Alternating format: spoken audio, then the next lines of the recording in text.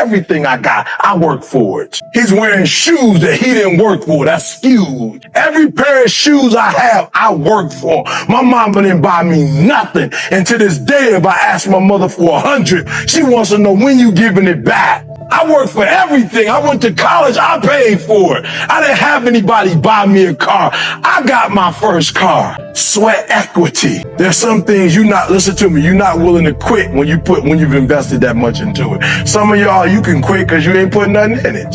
You ain't put enough work in it. You can just turn your back on it because you didn't put that much work into it. There's some stuff in my life, I can't turn my back on it. My wife, we've been together since we were 16 years old. Everything she does, I don't like. But we've been together so long, I don't know nothing else. And I tell her when she's like, you know what, I don't know if I can take this anymore. I say, look, you put 22 years into this and you allowed me to blow up. You might want to get a return on your investment. You may not want to walk out of here. You don't want nobody else. You don't want me spending this money on nobody else. You worked too hard for this. You got me to where I am today. You pushed me. You might want to get a return on your investment. I worked too hard to walk away from certain things because I put too much in it. And some of you can easily walk away from stuff because it doesn't mean nothing to you. But if this company means something to you, if this opportunity means something to you, you wouldn't quit and you wouldn't give up and you wouldn't give in. Not just for yourself, you wouldn't do it because of the opportunity they gave you and you want to pay them back. I've heard some crazy stories. I heard a guy tell me, to this day, I try to conceptualize it, but it's hard because I know how he living now. And he told me he got this job from selling TVs at Best Buy. I'm like, oh, that sounds real. I don't know. That's a crazy story. You just was at Best Buy selling TVs and you just met somebody from CEO from Quick and Long. You just met somebody and they gave you a job and now you where you are. You want me to buy that? Just like that? He just happened to come to you and you just happened to be selling TVs that day.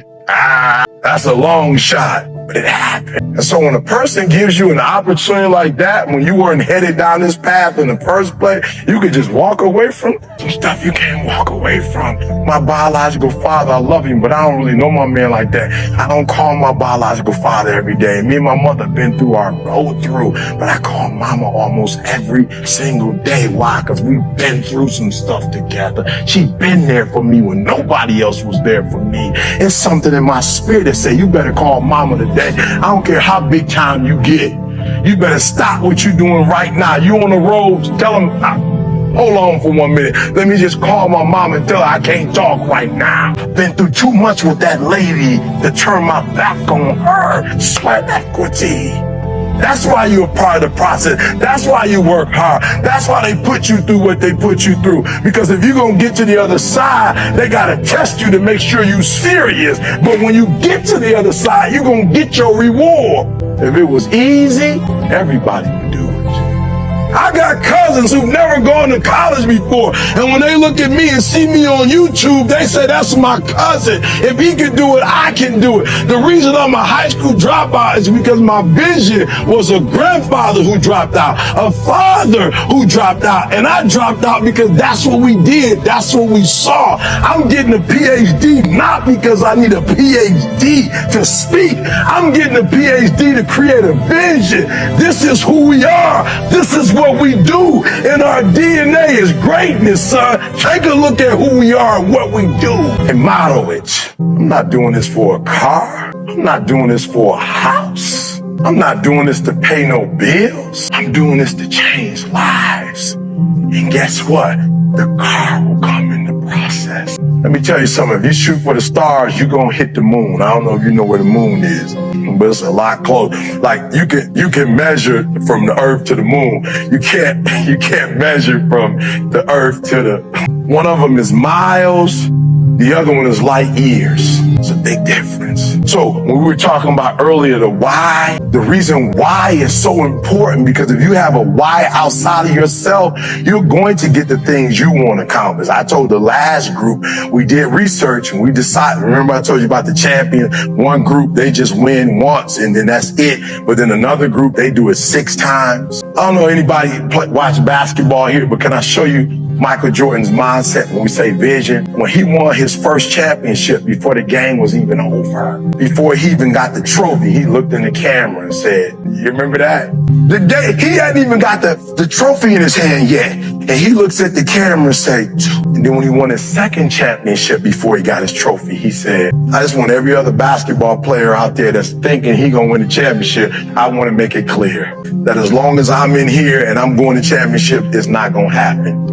Some of the greatest players that ever played in the game never got a championship, unfortunately, because they played when MJ played. Let me tell you why it wasn't for championships. I don't know if you heard MJ's speech when he won when he was in the Hall of Fame. I don't know if you heard the speech.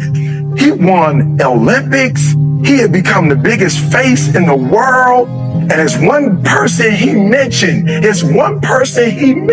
After all those years of being great, it's one person he mentioned at the Hall of Fame. Who was that one person? No, not his dad that died. He didn't start there, but that was great. Mom, he loved his mom, but that wasn't the person. We assumed that they would do that. There was one person that he mentioned that we wouldn't even assume that he would have mentioned. Somebody he played with close, Phil Jackson close.